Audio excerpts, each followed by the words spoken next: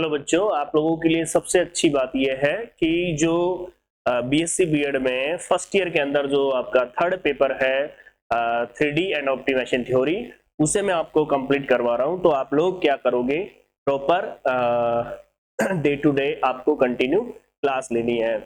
देखिए आप लोग यहाँ पर कि 3D हम पढ़ेंगे। सबसे पहले हम पढ़ेंगे यहाँ पर क्या 3D, और 3D को हम क्या बोलेंगे, आप 3 डायमेंशनल कोऑर्डिनेट ज्योमेट्री। इसमें हमारा जो टॉपिक रहेगा वो रहेगा द स्फीयर अर्थात गोला हम पढ़ेंगे। ध्यान रखें ये बीएससी सेमेस्टर जो है उसमें भी है, आपकी जो 5th सेमेस्टर है उसके अंदर भी 3D है, तो उन बच्चों के लिए भी बेनिफिट होगा यदि वो बच्चे भी ध्यान देंगे। तो यहाँ पर ध्यान देते हैं और समझते हैं। सबसे पहले हम बात करते हैं यहाँ पर किसकी, गोले की बात करते हैं, और डेफिनेशन हम लिखना स्टार्ट करेंगे गोले की। लेकिन उससे पहले कुछ बेसिक हमको पढ़ना है, वो ध्यान दीजिए आप लोग। यहाँ पर देखिए सबसे पहले तो आप लोग यहाँ देखिए, आप लोगों ने वृत्त की समीकरण देखी होगी। वृत्त का समीकरण कौन सा, जिसका केंद्र क्या हो बच्चों, केंद्र A, B हो और त्रिज्या क्या दे रखी हो, त्रिज्या R हो। तो वृत्त की इक्वेशन क्या होती है इसके बारे में आपको पता होगा। याद है थोड़ा सा, नहीं याद है तो देखिए मैं चेंज कर लेता हूं इसको।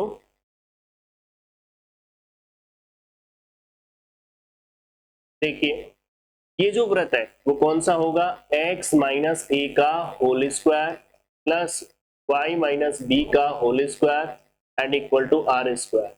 क्या बोला गया कि ऐसे वृत्त का समीकरण जिसका आपके पास क्या हो, केंद्र A, B हो और त्रिज्या R हो, तो क्या होगा, कौन सा वृत्त होगा ये। तो इसकी स्ट्रक्चर देखो आप लोग कैसे बनेगी। ये आपका सेंटर हो गया जिसको हम A, B के रूप में जानेंगे। ये इसकी रेडियस हो गई, ये इसकी त्रिज्या जो दिख रही है आपको, ये वो वृत्त है जिसके केंद्र A, B और त्रिज्या R दे रखी। अब सुनिए यहाँ पर इसी में, ये तो पहला पॉइंट हो गया। इसी का मैं सेकंड पॉइंट की बात करूं, ऐसे वृत्त का समीकरण, ऐसे वृत्त का समीकरण जिसका केंद्र 0, 0 हो तथा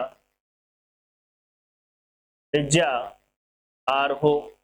मतलब ऐसे सर्कल का इक्वेशन अपन को ज्ञात करनी है, वृत्त की समीकरण ज्ञात करनी है जिसका कि केंद्र तो क्या हो जाए, 0, 0 हो जाए और त्रिज्या R रह जाए। तो इसका मतलब क्या हुआ, इसका मतलब सीधा सीधा है A और B की जो वैल्यू है वो क्या आ गई आपके पास, 0, 0। तो देखो x माइनस 0 का whole square and y minus 0 का होल स्क्वायर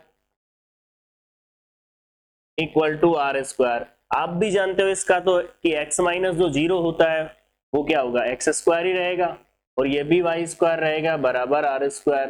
तो हमेशा याद रखें कि जो आपका वृत्त होता है सेंटर 0, 0 हो, ऐसे वृत्त का समीकरण क्या होता है, x square plus y square equal to r square. एक बात बताओगे तुम लोग यहाँ पर, देखो बच्चों इसकी स्ट्रक्चर कैसी होगी, ये वाली तो होगी। इसमें सेंटर क्या होंगे बच्चों, 0, 0। ये एक्स एक्स हो गया, ये वाई एक्सेस हो गया। मैं उम्मीद करता हूं कि आप लोग तो बहुत अच्छे से पढ़ाई कर रहे होंगे, क्योंकि ऐसे भी आप समझते हुए एग्जाम आने वाले हैं, तो पढ़ाई आपकी जारी होगी।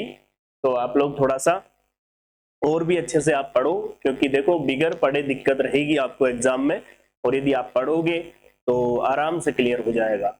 डिस्क्रीट है, डिस्क्रीट का इतना कुछ मैटर पड़ा हुआ है कि उसे आप यूट्यूब से पढ़ोगे तो पासिंग मार्क्स तो आराम से मिल जाएंगे आपको, कोई प्रॉब्लम नहीं है। ठीक है, यहाँ पर ध्यान देंगे आप लोग।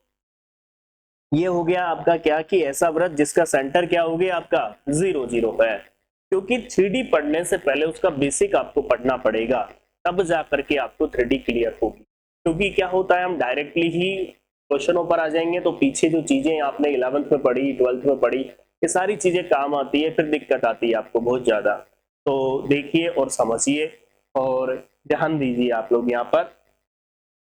पहले तो इसको नोट कर लीजिए।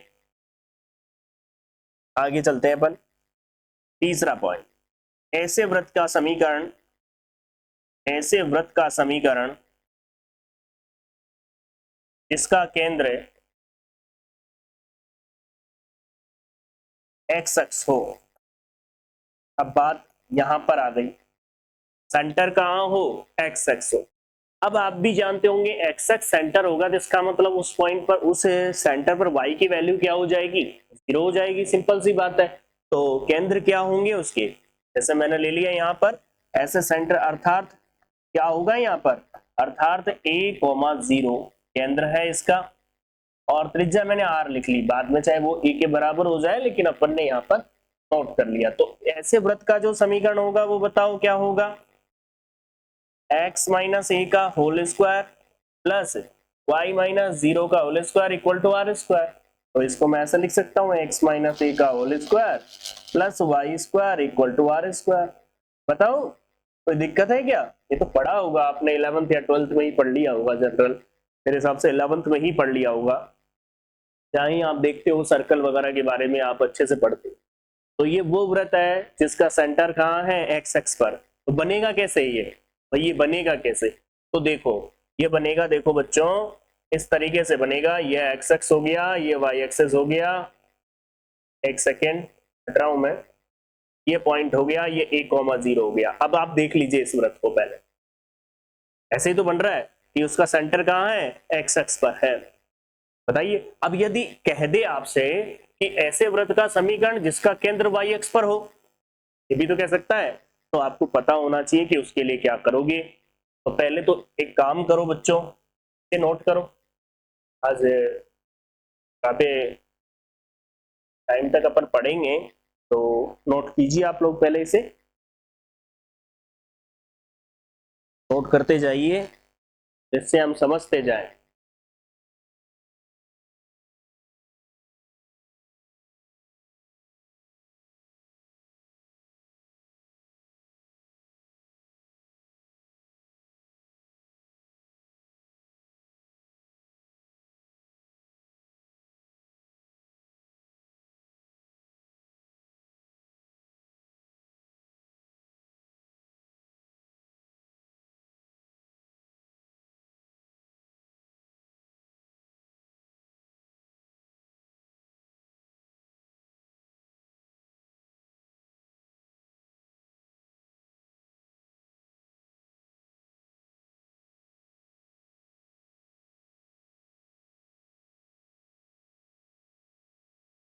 बोलो भाई, नोट किया आप लोगों ने। अब देखिए इसके बाद आप आगे आगे बढ़ते हैं हम।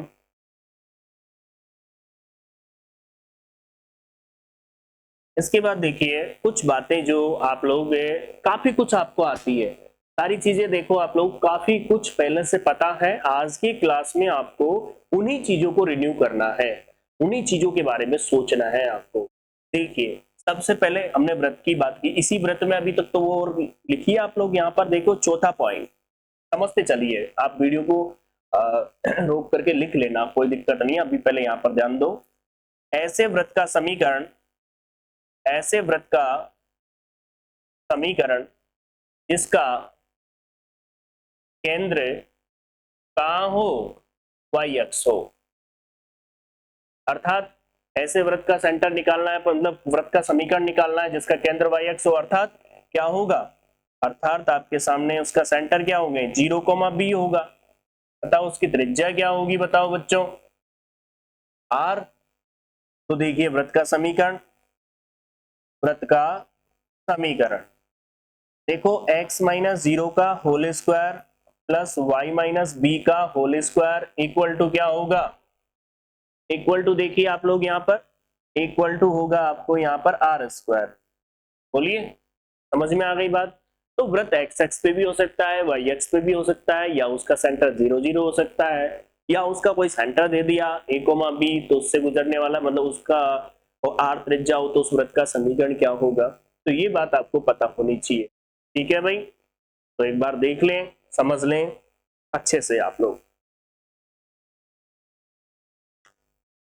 कहना ना पड़े बार बार, आप अपने आप स्क्रीनशॉट ले लिया करो एक ही बार में, जिससे आगे बढ़ जाऊं मैं।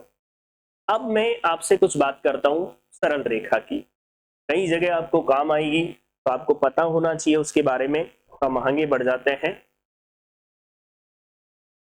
सरल रेखा, सरल रेखा आप जानते हो स्ट्रेट जो लाइन होती है उसके बारे में हम बात करेंगे। सरल रेखा बड़े काम की चीज है, ध्यान रखना। सरल रेखा जो होती है, सबसे पहले जो मेन जो जनरल इक्वेशन होती है वो होती है एम एक्स प्लस सी। वाई बराबर एम एक्स प्लस सी एक सरल रेखा की समीकरण होती है। जानते होंगे आप लोग इस बात को कि वाई बराबर एम एक्स प्लस सी क्या होती है, सरल रेखा की इक्वेशन होती है। जहां बच्चों एम क्या होती है, प्रवणता, तथा सी क्या होता है, वाई अक्ष पर काटा गया अंतःखंड। क्या बोला गया कि आपके पास यहां पर m तो होती है प्रवणता और c है y अक्ष पर काटा गया अंतःखंड। पता होगा आपको कि इसकी स्ट्रक्चर कैसी होती है। देखो ये x अक्ष हो गया, ये आपके पास y एक्सेस हो गया। अब मैं पूछना चाह रहा हूं कि y बराबर एम एक्स प्लस सी की लाइन कौन सी होगी, y बराबर एम एक्स प्लस सी की लाइन होगी यहां से। ये y अक्ष पर एक c का अंतःखंड काटती हुई लाइन जा रही है और इस लाइन का नाम है y बराबर एम एक्स प्लस सी। समझ में आ रही बात आपको। तो ये कौन सी लाइन है आपकी, ये एक सरल रेखा की समीकरण है जो क्या करती है, y अक्ष पर c अंतःखंड काटती है और उसकी प्रवणता क्या है, m है। बात समझ में आ रही है, तो नोट करो इसको।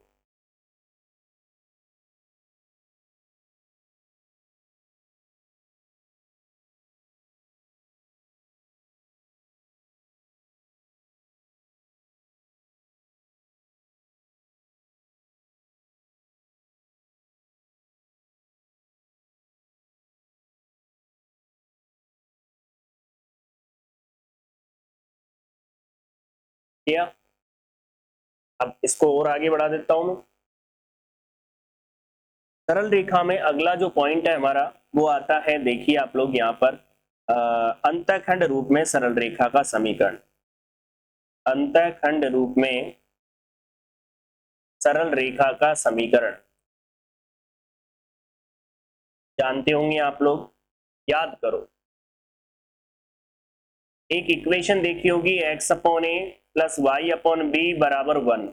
ये वो रेखा होती है जो एक्स एक्स और वाई एक्स पर क्या काटती है, अंतःखंड काटती है। आप बता सकते हो क्या, इसके पॉइंट के निर्देशांक निकाल सकते हो क्या बच्चों, एक बात बताओ आप लोग। इसमें एक्स एक्स पर कौन सा पॉइंट होगा, वाई एक्स पर कौन सा पॉइंट होगा, ये बता सकते हो आप। देखो कैसे निकालोगे, सिंपल सा प्रोसेस होता है, कोई जटिल बात नहीं होती। मैं बात करूं एक्स एक्स की, एक्स एक्स पर y क्या होता है, 0। तो एक्स एक्स पर y 0 हो गया तो ये तो 0 हो गया, यहां से पॉइंट क्या मिल गया, a,0। एंड y एक्स की बात करूं तो बच्चों y एक्स पर क्या होता है बच्चों, बताओ, x बराबर 0। तो ये पॉइंट क्या मिल गया, 0,b। पहले तो मुझे बताओ, ये 2D की बात कर रहा हूं मैं, ध्यान रखना। अभी 2D से मैं 3D बुलाऊंगा आपको, तो पहले 2D के बारे में बता रहा हूं मैं, फिर 3D की बात करूंगा। तो मैं पूछना चाह रहा हूं अंतःखंड रूप में जो है आपकी जो इक्वेशन है उसमें कोई प्रॉब्लम है। अब यहां देखिए आप लोग, x upon a plus y upon b equal to 1, ये वो रेखा है जो एक्स एक्स और वाई एक्स पर अंतःखंड काटती है। तो देखिए कैसी होगी, वो ऐसी इक्वेशन है बच्चों, ये वाली इक्वेशन है। आप देखिए ये यहाँ पर जो पॉइंट है वो 0,b है और यहाँ पर जो पॉइंट है बच्चों वो a,0 है। ये जो इक्वेशन है वो है x upon a plus y upon B बराबर 1। ये वो रेखा है जो क्या करती है, एक्स एक्स और वाई एक्स को अंतःखंड रूप में काटती है। बात समझ में आ रही है। ये आपके पास कौन सी रेखा आ गई, ऐसी सरल रेखा जो एक्स एक्स और वाई एक्स को 0,a,0 और 0,b पर काटती है। अर्थात जैसा देखा जाए तो 12th में आपने पढ़ा होगा कि अंतःखंड रूप में रेखा जो होती है वो ये होती है आपकी। ठीक है, और कोई बात। अब मैं आगे बढ़ाता हूं इसको, आज काफी कुछ बेसिक मैं आपको बताऊंगा इसमें, यहां ध्यान देंगे अब आप लोग और समझेंगे। दो बिंदुओं के बीच की दूरी, दो बिंदु। अब दो बिंदुओं से पहले एक और चीज आपको काम आएगा यहाँ पर, और कई बार जरूरत पड़ेगी आपको। जैसे आपसे कह दिया गया, सपोज करो पी पॉइंट है आपके पास x1 y1 तथा क्यू पॉइंट आपको दे दिया x2 y2। मतलब आपसे सवाल कहे कि दो बिंदुओं से गुजरने वाली रेखा का समीकरण ज्ञात करो, तो फिर कैसे ज्ञात करोगे? क्या बोल रहा हूं मैं, समझ रहे हो? दो बिंदु आपको दे दिए और आपसे कहा गया कि बताओ बच्चों कि इन बिंदुओं से गुजरने वाली रेखा ज्ञात कीजिए, तो कैसे ज्ञात करोगे? तो देखिए बच्चों, यहां पर ध्यान देंगे, दो बिंदुओं से गुजरने वाली रेखा का समीकरण, दो बिंदुओं से गुजरने वाली रेखा की समीकरण। देखो बच्चों, आप भी जानते हो फॉर्मूला होता है y minus y one, y minus y one equal to y2 minus y one upon x2 minus x1, और यहां पर क्या आता है x माइनस x1। ये फॉर्मूला होता है, कई जगह आपको काम देगा यहाँ पर, क्योंकि हम 2D की बात कर रहे हैं, जो 11th और 12th में आपने 2D देखी थी उसी की बात कर रहा हूं मैं। इसके बाद मैं 3D की बात करूंगा। तो मैं आपसे कहना चाहता हूं यहाँ पर कि यदि दो पॉइंट आपको दे दिए P और Q दे दिए, और आपसे कहा जाए कि बताओ इन बिंदुओं से गुजरने वाली रेखा ज्ञात कीजिए कि रेखा क्या होगी, तो हम क्या करेंगे उसके लिए? हम क्या करेंगे, y माइनस वाई वन करेंगे, y2 माइनस वाई वन करेंगे अपॉन x2 माइनस x1 करेंगे, और मल्टीप्लाई में क्या होगा आपका x माइनस x1। बताइए, क्लियर है? अब आपके पास ये भी तो हो सकता है कि वो कह दे कि आपको प्रवणता दे दे और रेखा पूछ ले, तो वो तो ज्ञात कर सकते हो एक बिंदु दे करके। तो प्रवणता रूप में भी लिख लो चाहिए आप, प्रवणता रूप में रेखा की समीकरण। अब जब प्रवणता रूप का मतलब हो गया कि m दे रखा है, एक तो बिंदु दे दिया P, x1 y1 से गुजरने वाली,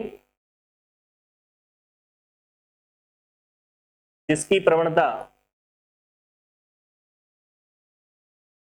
m हो, तो रेखा की समीकरण क्या होगी? भाई वो कहता है कि बिंदु x1 y1 से गुजरने वाली और m प्रवणता की रेखा की समीकरण क्या होगी? तो देखिए y माइनस वाई वन बराबर m x माइनस x1। ये किसको बताएगा? आपको उस रेखा को बताएगा जो बिंदु x1 y1 से तो गुजरती है और साथ में उसकी प्रवणता क्या है, m है। क्लियर है बिल्कुल? तो ये रेखा की कुछ बातें थी जो हमको काम देगी, तो जब क्वेश्चन अपन सोल्व करेंगे तो आपको दिक्कत नहीं आएगी यदि आप यहाँ पर समझोगे। ठीक है भाई, क्लियर है बिल्कुल? अब एक बात बताओ आप लोग यहां पर थोड़ा सा और आगे बढ़ते हैं और समझते हैं।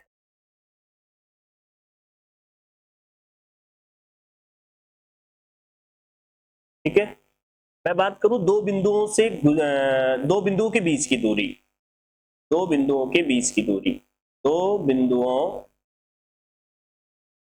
के बीच दूरी।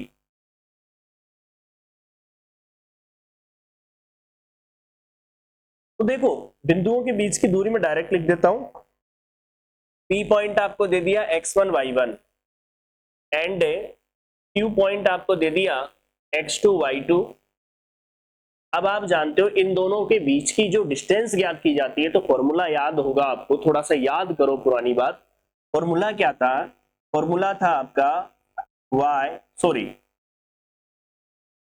फॉर्मूला था दो बिंदुओं के बीच की दूरी का पी क्यू बराबर रूट में क्या था, x2 माइनस x1 का whole square and y2 minus y1 का होल स्क्वायर। ये आपके दो बिंदुओं के बीच की दूरी है। बात समझ में आ रही है? बताइए, क्लियर है बिल्कुल? तो ये तो आपका 2D के अंदर था। यदि 3D की बात करूंगा तो एक पॉइंट और आ जाएगा x3y3, और इसी में आगे ऐड हो जाएगा वो। समझ रहे हो मेरी बात को? ठीक है, तो पहले इसको आप नोट कर लो, आगे बढ़ते हैं। तो क्लियरिटी में कुछ नजर आ रहा है क्या, दिक्कत आ रही हो? देखने दो, दिख रहा है।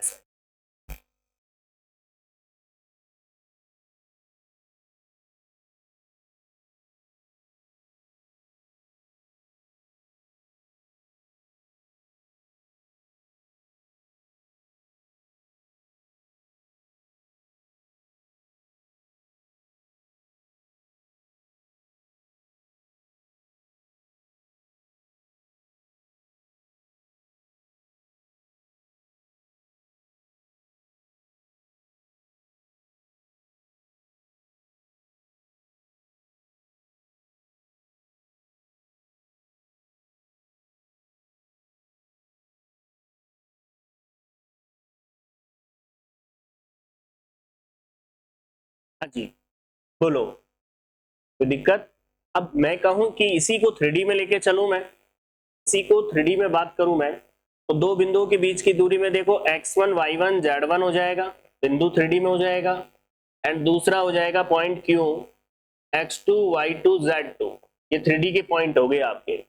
अब आपसे कहा जाए कि बताओ बच्चों इनके बीच की दूरी ज्ञात करो, तो फॉर्मूला जो होगा आपका PQ बराबर, वो फॉर्मूला होगा x2 माइनस x1 का whole square and y2 minus y1 का whole square and z2 minus z1 का होल स्क्वायर। ये आपके पास किसकी बात करेगा? आपके 3D के अंदर दो बिंदुओं के बीच की दूरी की बात करेगा। फॉर्मूला आपको पता होना चाहिए, याद होना चाहिए, कोई इशू नहीं आना चाहिए। बोलो भाई, क्लियर है? आगे बढ़ता हूं। मैं आपसे कहना चाहता हूं यहां पर इसके बाद देखिए आप लोग, हम बात कर लेते हैं थोड़ा सा और आगे, और आपको समझा देता हूं मैं। आप लोगों ने देखा होगा दिक कोसाइन, ठीक है क्या? दिक कोसाइन और दिक अनुपात देखा होगा ना? तो मैं आपसे कहना चाहता हूं यहां पर, सुनिए, सबसे पहले तो ये देखिए कि एक्स अक्ष की दिक कोसाइन क्या होगी, दिक अनुपात क्या होंगे, दिक्कोज्याएं, अक्षों की दिक्कोज्याएं। पहले तो एल क्या होती है? Cos alpha. एम क्या होती है? Cos beta. एंड एन क्या होती है? Cos gamma. ये क्या होती है आपकी दिक्कोसाइन।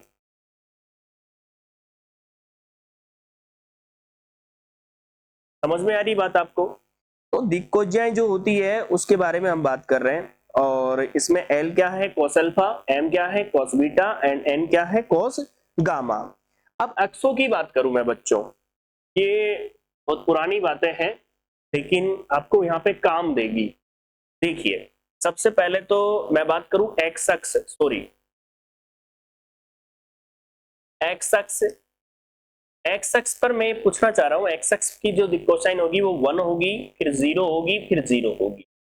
ठीक है, पढ़ा होगा ना आपने ये चीज? तो मेरे हिसाब से 12th में या 11th में 12th में पढ़ी होगी आपने। या तो मैं बात करूं वाई एक्स की कोसाइन की कोज्याओं की बात करूंगा वाई एक्स पर, तो 0 1 0। एंड जेड एक्स की बात करूं, ये याद भी रखना है, काम देंगी हमको 1। ये एक्स एक्स, वाई एक्स और जेड एक्स की दिक्कोज्याएं मैंने आपके सामने लिख दी, आप देख सकते हो, देख लीजिए भाई। ठीक है, ये बहुत बड़ी काम की चीजें हैं, और दिक्कोज्याओं में एक विशेष संबंध होता है जो आपको पता होना चाहिए। दिक्कोज्याओं के लिए, दिक्कोज्याओं के लिए ये जो रिलेशन है l square plus m square plus n square बराबर 1, ये भी आपको हमेशा याद रखना होगा कि ये क्या होता है, इन दिनों इनके बीच में रिलेशन होता है। मान लो ये आपको दिक्को अनुपात यदि ये शो कर जाता है तो आपका क्या बन जाती है? वो दिक्कोज्याएं बन जाती है। ठीक है, अब एक बात आ जाए कि कोई रेखा आपको दे दी और उस रेखा के दो पॉइंट आपको दे दिए, और आपसे कहा गया कि बताओ बच्चों उसके आपको दिक्कनुपात निकालने हैं, तो निकाल सकते हो। कैसे? जैसे एक P पॉइंट है, x1 y1 z1, एंड दूसरा आपके पास Q पॉइंट है, वो है x2 y2 z2। बोलिए, आपसे पूछा गया कि रेखा PQ के दिक्कनुपात ज्ञात करो। रेखा PQ के, रेखा PQ के दिक्कनुपात ज्ञात करो। दिक अनुपात, तो देखिए बिल्कुल सिंपल है। ए ज्ञात करोगे तो क्या लिखोगे? x2 minus x1। बी ज्ञात करोगे तो क्या लिखोगे? y2 minus y1। और सी ज्ञात करोगे तो क्या लिखोगे? z2 minus z1। हमेशा ध्यान रखो इस बात को कि दो पॉइंट आपको दे रखे हैं उस रेखा के, और आपसे पूछा गया कि बताओ बच्चों उसके दिक अनुपात ज्ञात कीजिए। तो क्या करोगे? x2 minus x1, y2 minus y1 and z2 minus z1 करके आप याद कर लोगे। ठीक है भाई, आज कुछ बेसिक है तो थोड़ा सा स्पीडली भी है, और साथ में इस बात पर भी फोकस करोगे आप लोग कि ये बहुत ही काम की चीज, क्योंकि जब हम क्वेश्चन चलेंगे तो हम ये थोड़ी कहेंगे कि आपने 12th में पढ़ा होगा या पहले से आपको आता होगा, तो वो सारी चीजें बड़ी दिक्कत खड़ी करती है। तो बढ़िया है कि मैंने आपको बता ही दिया। ठीक है, अब देखो ये बात हो गई। अब आपसे क्या कह दिया जाए कि कोई रेखा आपको दे दी जाए, मतलब किसी रेखा के दिक् अनुपात आपको दे दिए, ठीक है ना। जैसे कोई पॉइंट दे दिया, जैसे दो बिंदु दे दिए आपकी किसी रेखा के, ठीक है भाई, रेखा के दो पॉइंट आपको दे दिए और दूसरी रेखा जो है, अच्छा ठीक है, तो हेडिंग डाल देते हैं पहले, उसके हिसाब से लिखेंगे अपन। इसको पहले लिख लो आप, थोड़ा ज्यादा ही स्पीड लेके चल रहा हूं, थोड़ा सा बच्चा कंफ्यूज हो जाएगा, ठीक है ना। देख लो पहले एक बार आराम से।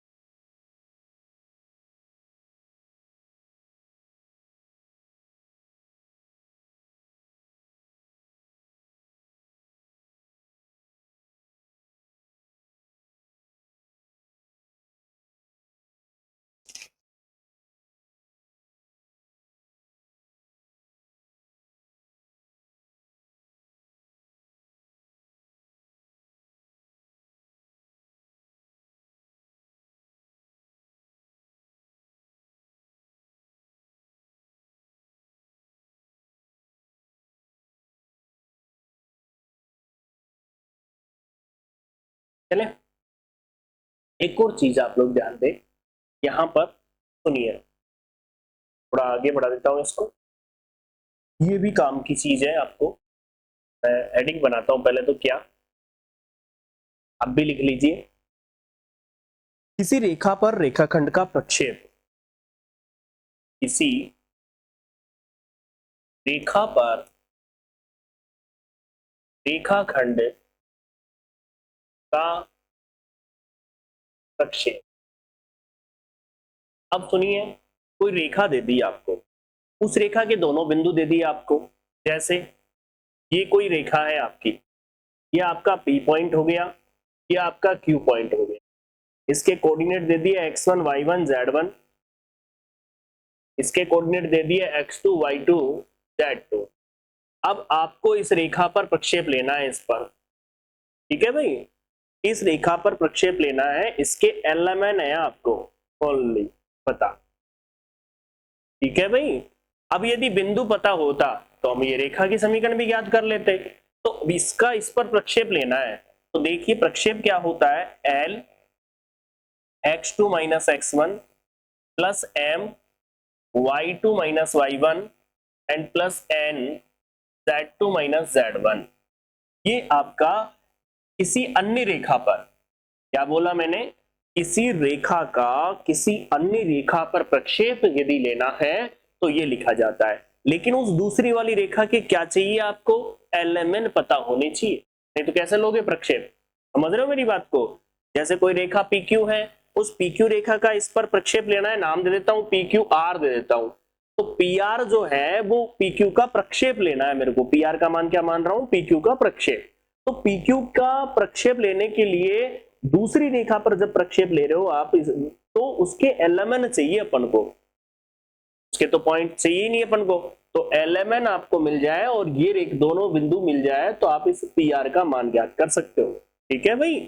बोलो भाई, कोई दिक्कत है यहाँ पर, ये छोटी छोटी बातें हैं जो काम आएगी आपको, बहुत ज्यादा काम आएगी।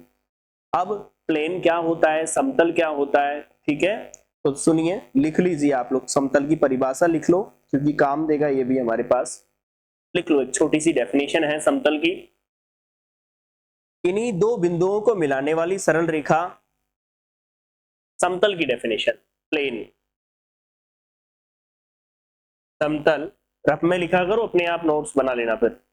समतल की समीकरण लिखिए, मतलब समतल की डेफिनेशन, इन्हीं दो बिंदुओं को मिलाने वाली सरल रेखा, इन्हीं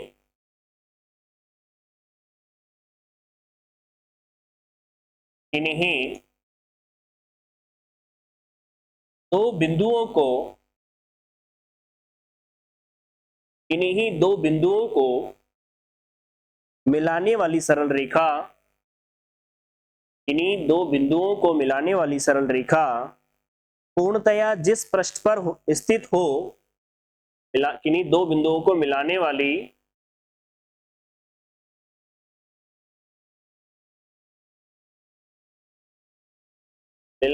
सरल रेखा, मिलाने वाली सरल रेखा पूर्णतया जिस पृष्ठ पर स्थित हो, पूर्णतया पूर्णतया जिस पृष्ठ पर स्थित हो, जिस पृष्ठ पर स्थित हो,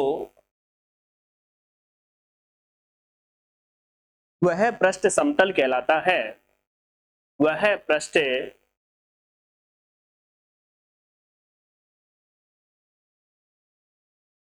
समतल कहलाता है।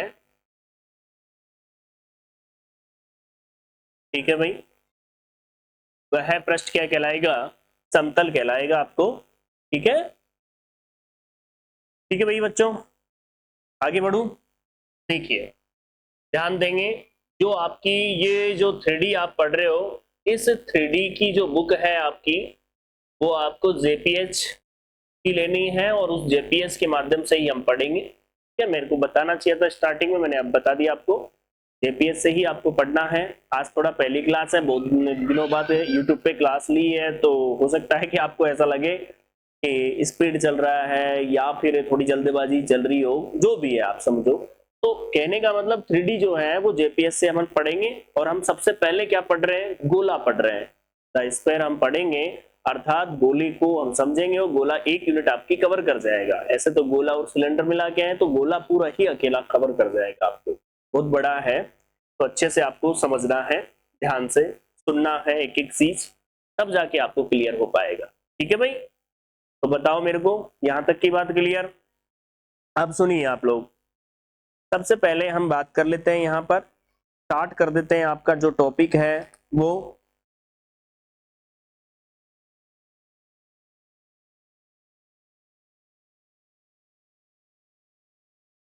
जैसे चीजें आती जाएगी वैसे वैसे मैं बताता जाऊंगा आपको। तो देखिए भाई, सबसे पहले हम बात कर लेते हैं यहां पर गोले। तो गोले की परिभाषा आप लिखोगे सबसे पहले, गोले की परिभाषा, डेफिनेशन ऑफ स्फीयर, डेफिनेशन लिखिए गोले की।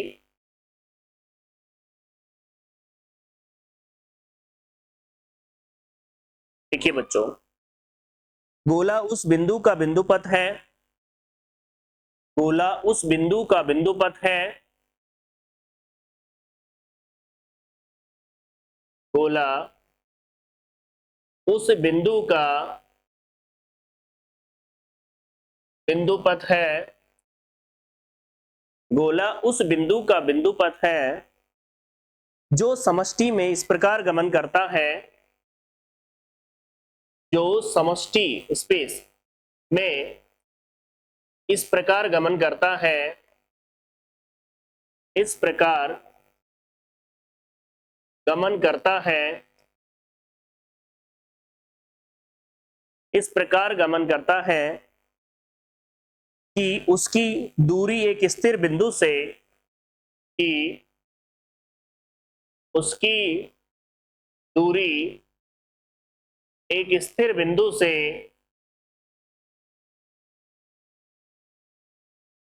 कि उसकी दूरी एक स्थिर बिंदु से सदैव अचर रहती है, सदैव अचर रहती है।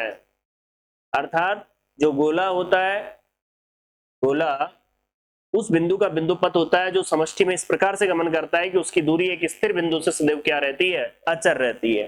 आप जानते हो जो स्थिर बिंदु होता है वो तो उसका सेंटर हो गया, और जो दूरी है वो उसकी क्या हो जाएगी? रेडियस हो जाएगी, सिंपल सी बात है। तो देखिए आप लोग, यहाँ पर ये वाली सिचुएशन हो गई इसकी, ये जैसे हमने गोला माना, ये आपका क्या हो गया? इसका सेंटर हो गया, और ये इसकी त्रिज्या हो गई। क्लियर सी बात है ये?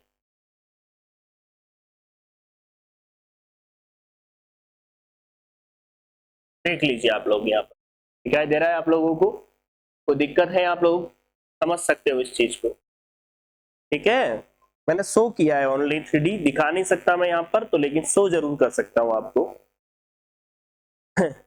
बात तो वही हो गई, मतलब मैं नहीं शो भी नहीं कर सकता, दिखा भी नहीं सकता, दोनों एक ही बात है। ठीक है भाई, तो अब यहाँ पर ध्यान दो और समझो।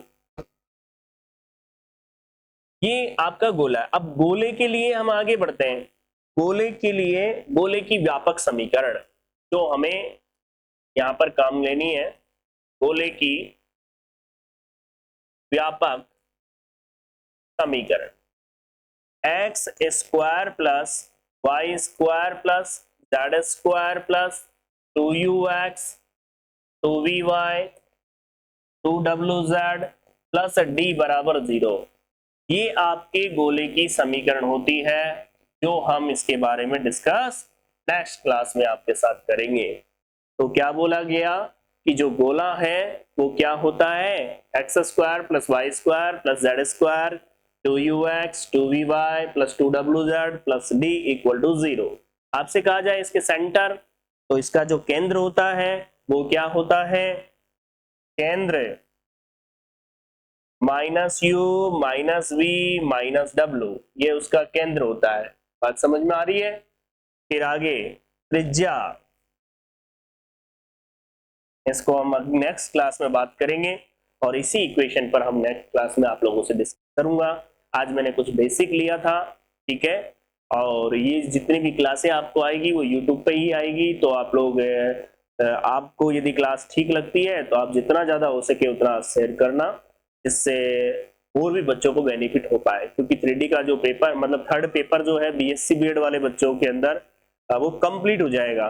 क्यों हो जाएगा? क्योंकि ऑप्टिमाइजेशन थ्योरी का भी काफी कुछ पार्ट मैंने यूट्यूब पे डाल रखा है और साथ में मैं 3D भी कवर करवा रहा हूँ। तो आप समझ सकते हो लगभग आपका कंप्लीट हो जाएगा। ठीक है, तो आप ध्यान से तरीके से और जितना हो सके उतना ज्यादा आपको शेयर करना। ठीक है भाई, ओके, नेक्स्ट क्लास में अपन मिलते हैं और गोले को स्टार्ट करते हैं। ठीक है भाई, थैंक यू आज के लिए।